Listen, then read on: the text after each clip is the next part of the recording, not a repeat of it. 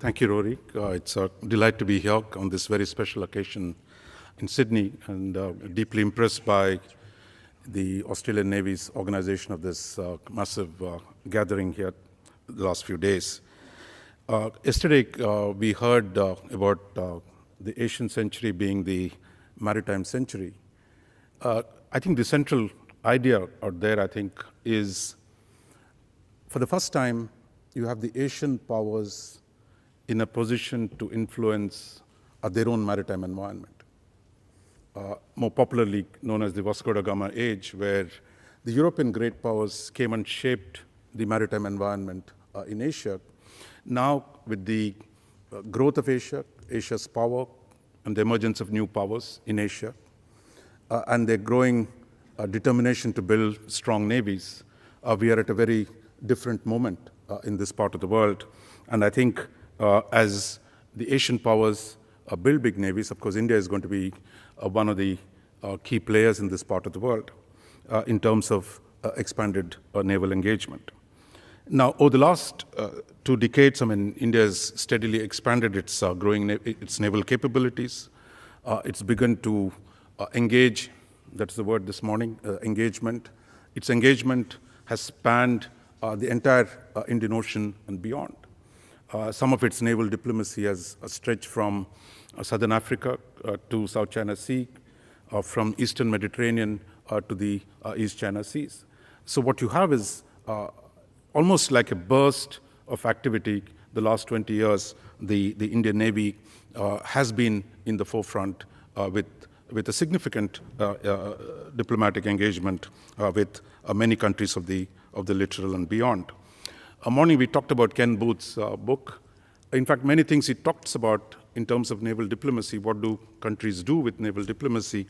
Many of those are present in terms of what India has done in the last few years, whether it is the deployment of its navy in significant numbers, which it's been doing in South China Sea, for example, from 2000 AD, the ability to conduct far sea operations, whether it is the Gulf of Aden anti-piracy activities, or the tsunami relief in Eastern Indian Ocean at the end of 2005, whether it is the relief activities in Libya, or the joint exercises that it has done with large number of countries around the Indian Ocean littoral.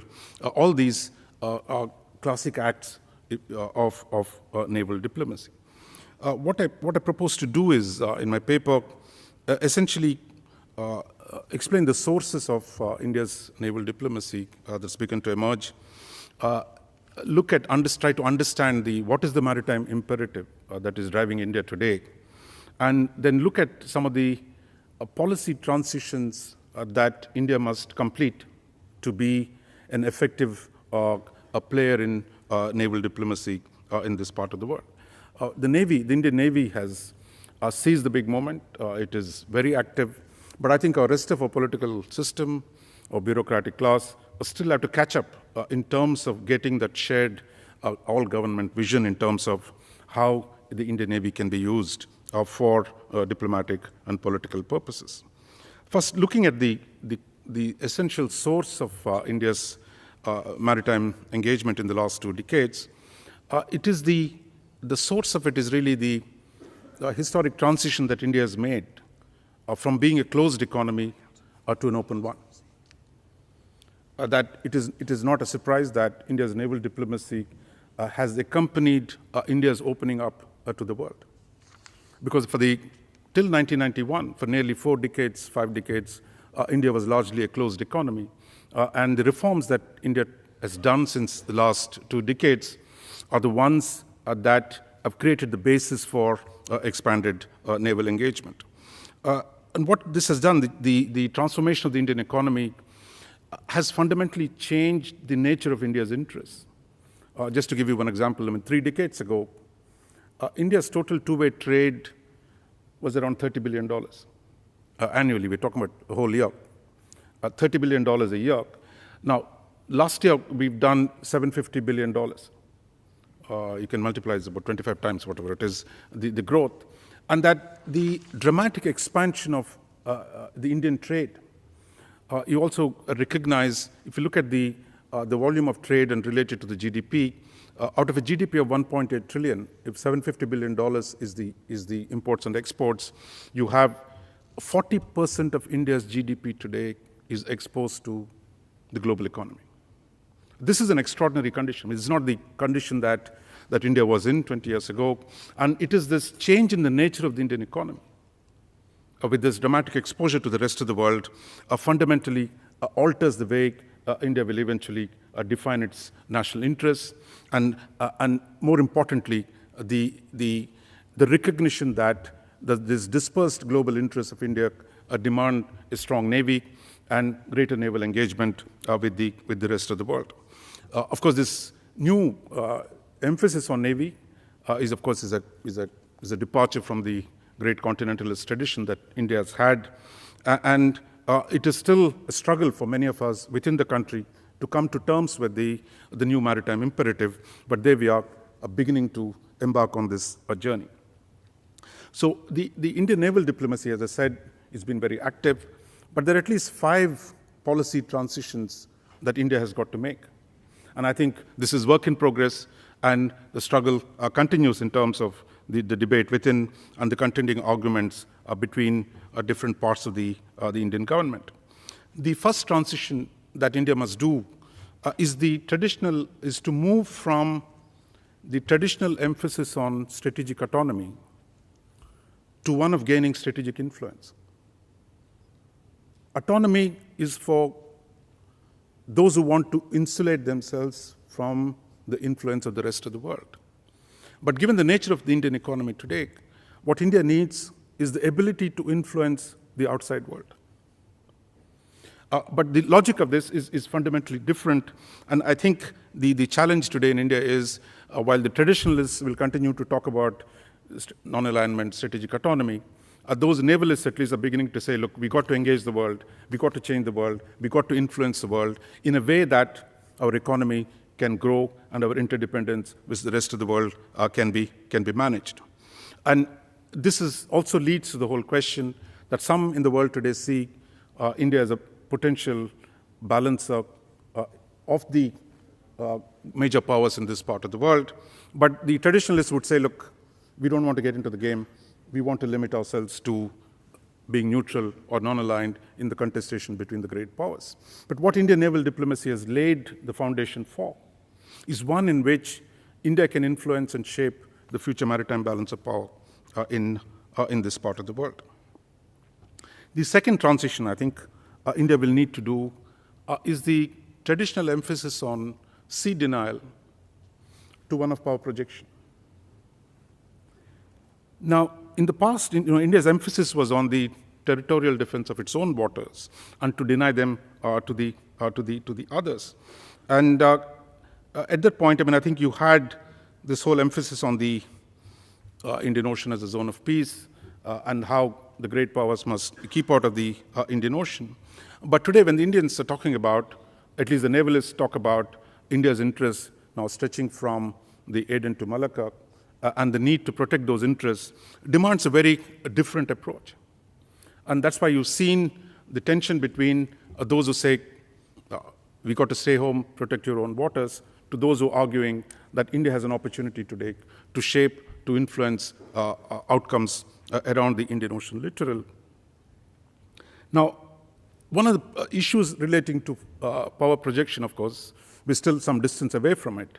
But what power projection needs is to cultivate special relationships, to develop partnerships across the region, and to be able to contribute to outcomes in different parts of the world.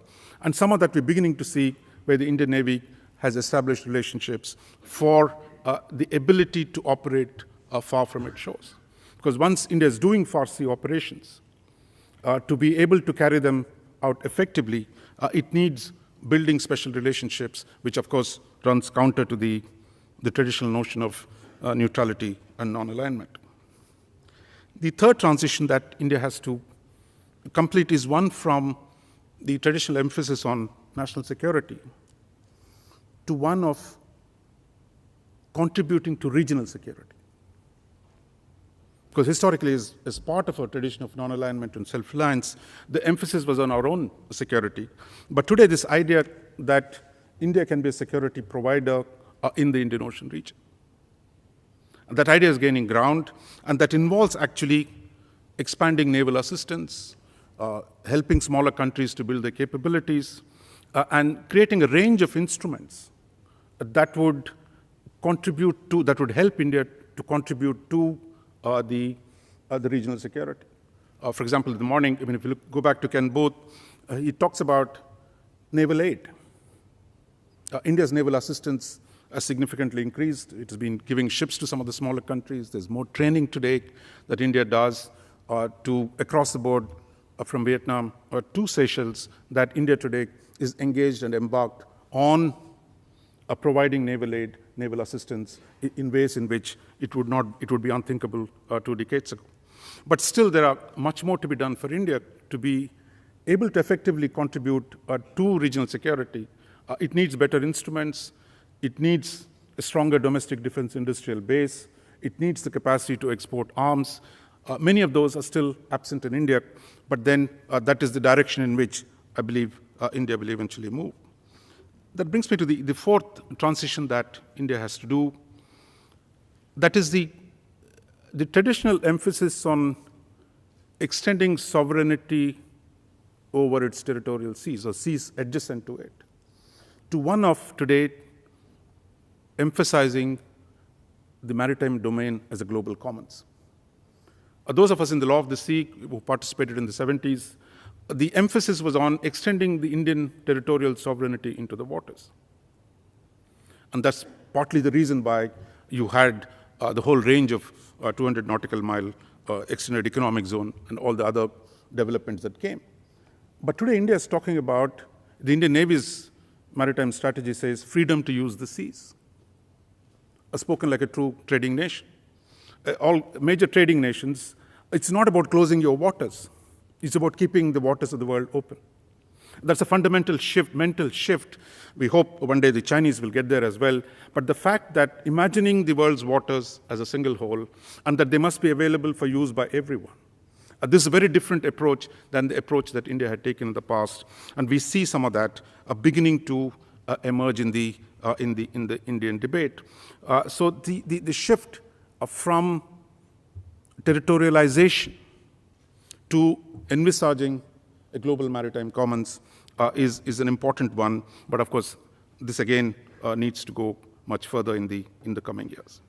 The final transition that India is engaged in is from the notion of regional exclusivism to open-ended cooperation. You go back to the 70s, Indian Ocean as a zone of peace. Our general slogan was, look, if only the great powers got out of the Indian Ocean, it'll be a happy place. The lion will lie down with the lamb. Everybody's going to be happily live ever after. But I think the Indians did not fully understand this argument that getting the great powers out of the Indian Ocean was seen by many as India's own attempt at winning primacy in the Indian Ocean. And the slogan was seen with great suspicion. But today what India is doing is not to seek the elimination of the presence of the major powers in the Indian Ocean, whether it is the United States or China, but to go out and engage all the major powers who can make a difference to the outcomes in the region. This is a fundamentally different approach, and which has begun to influence India's maritime diplomacy by opening up to engagement with all the major powers and the regional actors. And the purpose is to construct support for a set of core principles like freedom of navigation, freedom to use the seas, rather than the idea that some people must be kept out of Indian Ocean. So these 5 transitions essentially mark a significant shift in India's own worldview and how India looks at the maritime domain. But as I said, this is work in progress. To conclude then, the principal challenge for India, I think, in the coming years is going to be, how does it shift from being a lone ranger to a coalition builder? Because historically, the non-alignment, policy of non-alignment largely meant we're going to do our own thing. I go, do it my way. We're not really interested in doing anything with anybody else. So the profound military isolationism that gripped India for almost 4.5 decades, that is now coming to an end. And we're beginning to see the outlines of an approach where India is beginning to work with major powers as well as regional actors to construct coalitions. How these coalitions will be constructed, some ad hoc, some enduring, some permanent, that is going to be the big challenge. And I think what we're going to see is that the transition is incomplete, as I said, but a journey has begun, a journey in which India is going to move from one of an inward-looking approach to one which seeks more cooperation, more engagement with the other powers, as well as its neighbors in the Indo-Pacific. Thank you.